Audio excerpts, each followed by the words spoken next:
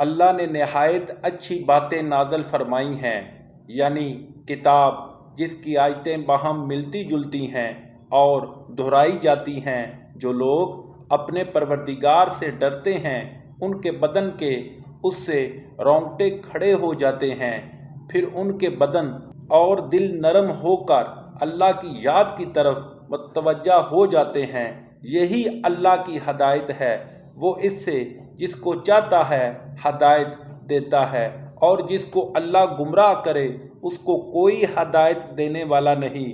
بھلا جو شخص قیامت کے دن اپنے منہ سے برے عذاب کو روکتا ہو، کیا وہ ویسا ہو سکتا ہے جو چین میں ہو؟ اور ظالموں سے کہا جائے گا کہ جو کچھ تم کرتے رہے تھے اس کے مزے چکھو۔ جو لوگ ان سے پہلے تھے انہوں نے بھی تکذیب کی تھی تو ان پر عذاب ایسی جگہ سے آ گیا کہ ان کو خبر ہی نہ تھی۔ پھر ان کو اللہ نے دنیا کی زندگی میں رسوائی کا مزہ چکھا دیا، اور آخرت کا عذاب تو بہت بڑا ہے، کاش یہ سمجھ رکھتے۔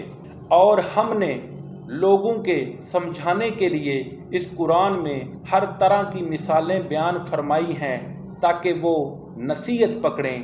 یہ قرآن عربی ہے جس میں کوئی عیب اور اختلاف نہیں تاکہ وہ ڈر مانے۔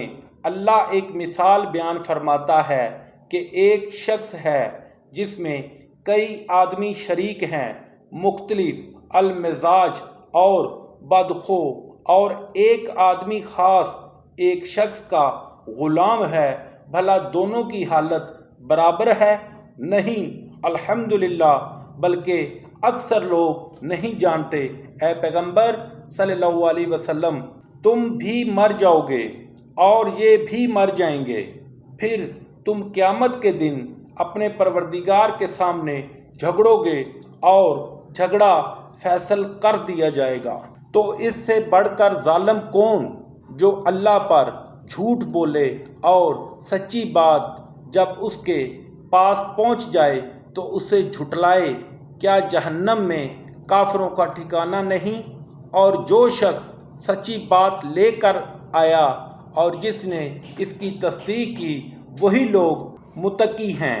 وہ جو چاہیں گے ان کے لیے ان کے پروردگار کے پاس موجود ہے۔ نیکوکاروں کا یہی بدلہ ہے تاکہ اللہ ان برائیوں کو جو انہوں نے کیں دور کر دے، اور نیک کاموں کا جو وہ کرتے رہے ان کو بدلہ دے۔ کیا اللہ اپنے بندے کو کافی نہیں؟ اور یہ تم کو ان لوگوں سے جو اس کے سوا ہیں یعنی غیر اللہ سے ڈراتے ہیں، اور جس کو اللہ گمراہ کرے اسے کوئی ہدایت دینے والا نہیں، اور جس کو اللہ ہدایت دے اس کو کوئی گمراہ کرنے والا نہیں۔ کیا اللہ غالب اور بدلہ لینے والا نہیں ہے؟ اور اگر تم ان سے پوچھو کہ آسمانوں اور زمین کو کس نے پیدا کیا تو کہہ دیں کہ اللہ نے۔ کہو کہ بھلا دیکھو تو جن کو تم اللہ کے سوا پکارتے ہو، اگر اللہ مجھ کو کوئی تکلیف پہنچانی چاہے تو کیا وہ اس تکلیف کو دور کر سکتے ہیں؟ یا اگر مجھ پر مہربانی کرنا چاہے تو وہ اس کی مہربانی کو روک سکتے ہیں؟ کہہ دو کہ مجھے اللہ ہی کافی ہے، بھروسہ رکھنے والے اسی پر بھروسہ رکھتے ہیں۔ کہہ دو کہ اے قوم، تم اپنی جگہ عمل کیے جاؤ، میں اپنی جگہ عمل کیے جاتا ہوں، ان قریب تم کو معلوم ہو جائے گا کہ کس پر عذاب آتا ہے جو اسے رسوا کرے گا، اور کس پر ہمیشہ کا عذاب نازل ہوتا ہے۔